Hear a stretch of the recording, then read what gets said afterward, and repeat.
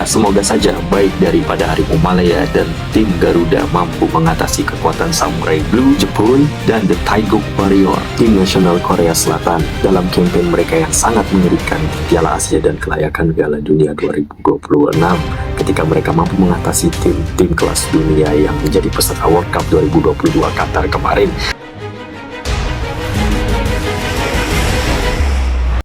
Hola, aku nak bagi cerita tentang FIFA Matchday bola sepak tempatan. Walau kalah di kandang sendiri, ingat turnamen ni hanyalah uji coba semata untuk mematangkan skuad kebangsaan. Dan satu lagi hal yang korang perlu tahu bahawa DNA Harimau Malaya masih lagi di level Asia. Kenapa saya cakap macam tu? Sebab aku nak bagi tahu analisisnya macam ni. Sebelumnya aku nak ucap syabas dan tahniah bagi Harimau Malaya meski nampak overconfident setelah berjaya mengikat dua kekuatan Asia iaitu Syria dan China saat away pada FIFA Matchday sebelumnya dan bahkan mampu menewaskan India dengan skor meyakinkan 4-2, yang mana tiga tim ini merupakan tim di level Asia di tier kedua yang tak mampu mengalahkan Malaysia sedikit pun, sehingga menjadikan Malaysia sempat optimis di awal menjadi juara pada kejohanan ini sebagai gelar persembahan pertama bagi Kim Panggon selama jawatan beliau sebagai jurulatih. Untuk hadiah bagi para penyokong Harimau Malaya pada turnamen ciki yang mereka adakan kat Stadium Bukit Jalil Kuala Lumpur untuk mengisi kalender FIFA dalam bentuk mini tournament atau Merdeka Cup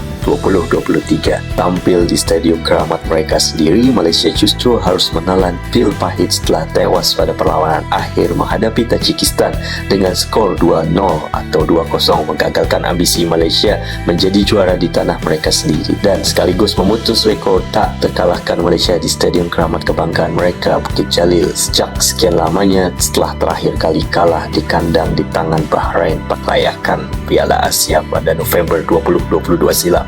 Dua gol atau dua jaringan Tajikistan tercipta lewat jaringan yang dihasilkan Rustam Sairov pada minit ke-44 disusul Shahram Shamif pada minit ke-88 yang menerusi kesilapan dari Dominic Tan setelah mengalami miscommunication dengan penjaga gol tim kebangsaan Malaysia iaitu Shihan Hasmi untuk mengintersep bola. Namun akhirnya pada minit tersebut Shahram Shamif mampu menggandakan keunggulan menjadi 2-0 hasil memanfaatkan kesilapan yang dibuat oleh Dominic Tan tersebut. Dengan hasil ini Malaysia kemungkinan akan mengalami sikit saja pengurangan poin atas kekalahan dari Tajikistan, namun mereka masih lagi memiliki kelebihan poin berkat kemenangan melawan India sebelumnya. Dipilihnya Tajikistan yang menjadi peserta oleh Malaysia bukanlah tanpa alasan. Faktor utama iaitu pasalnya mereka berjaya lolos ke separuh akhir berkat kemenangan walkout kerana sebelumnya diorang gagal bermain melawan Palestin yang sedang dikepur oleh Israel sehingga tidak dapat hadir ke Malaysia pada mini tournament Merdeka Cup tahun ini. Dipilihnya Tajikistan karena dianggap memiliki corak permainan yang mirip dengan Kyrgyzstan sebagai persiapan cabaran mereka di pusingan kedua kelayakan Piala Dunia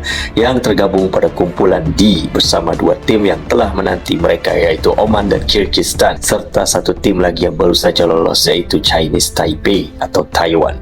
Grup ini atau kumpulan ini terbilang paling mudah bagi Malaysia berbanding dengan tim ASEAN lainnya seperti Thailand dan Singapura yang harus tergabung dengan Korea Selatan dan China serta Myanmar yang harus terjepit di antara dua kekuatan tim kuat bersama Korea Utara, Syria dan Jepun yang sedang mengalami peningkatan performa mereka setelah berjaya menundukkan setiap tim yang mereka tewaskan iaitu tim-tim kelas dunia seperti Jerman, Turki, Kanada dan yang terbaru adalah Tunisia. Tim Asia Tenggara lainnya menumpuk di grup F seperti Vietnam, Filipina dan juga Indonesia yang baru saja berjaya menghancurkan Brunei Darussalam dengan agregat selusin gol 12-0 dalam dua pertandingan home and away yang sama-sama berkesudahan masing-masing 6 gol tanpa balas. Dengan hasil ini performa tim wakil ASEAN atau Asia Tenggara sebagai berikut: Thailand, Vietnam, Filipina dan juga Malaysia telah layak lebih dulu di pusingan kedua sehingga tim ASEAN lainnya harus berjibaku di pusingan pertama atau round 1 zona Asia seperti Kamboja, Laos, Brunei dan Timor Leste yang mereka semua gagal lolos ke putaran kedua kualifikasi Piala Dunia 2026 di saat yang sama di mana hanya ada 3 tim yang layak ke pusingan kedua kelayakan Piala Dunia 2026 zona Asia iaitu Indonesia, Myanmar dan juga Singapura.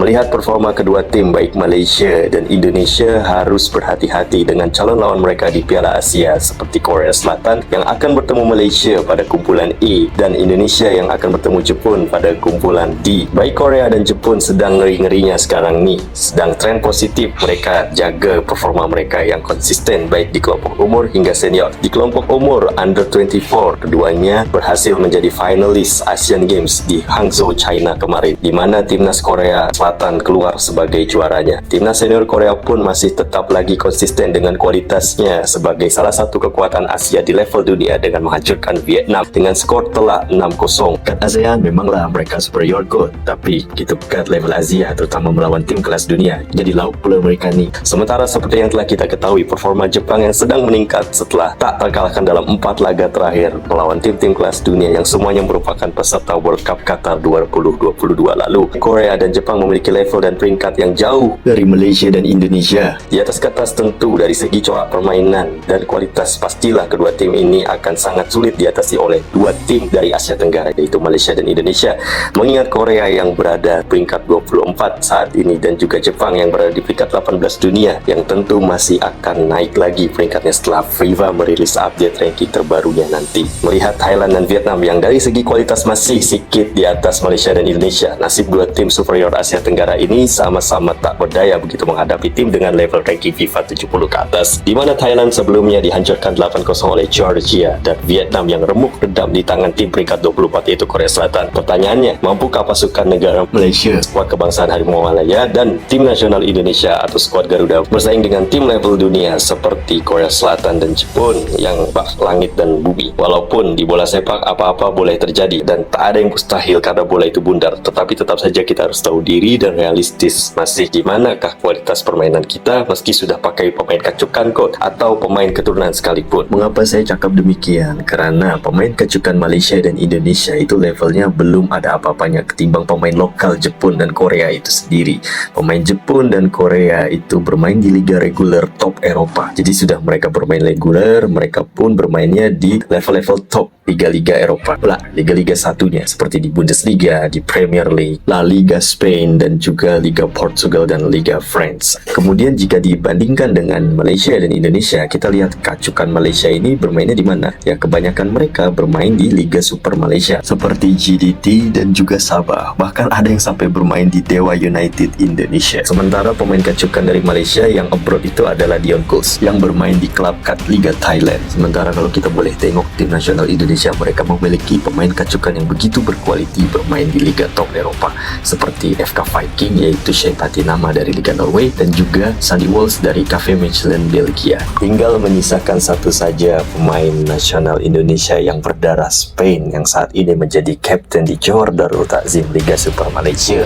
Sementara 3 lagi tim nasional Indonesia memiliki pemain kacukan yaitu Elkan Bagot berdarah Inggris yang saat ini bermain di Liga England Ipswich Town serta duo kacukan Indonesia Belanda. Mereka berdua ialah Ivar Jenner dari FC Utrecht dan Rafael Strijk dari ADO Den Haag yang keduanya berasal dari Netherlands. Ya, semoga saja baik daripada Harimau Malaya dan tim Garuda mampu mengatasi kekuatan Samurai Blue Jepun dan The Taeguk Warrior tim nasional Korea Selatan dalam kempen mereka yang sangat mengerikan Piala Asia dan kelayakan Piala Dunia 2026 ketika mereka mampu mengatasi tim-tim kelas dunia yang menjadi peserta World Cup 2022 Qatar kemarin.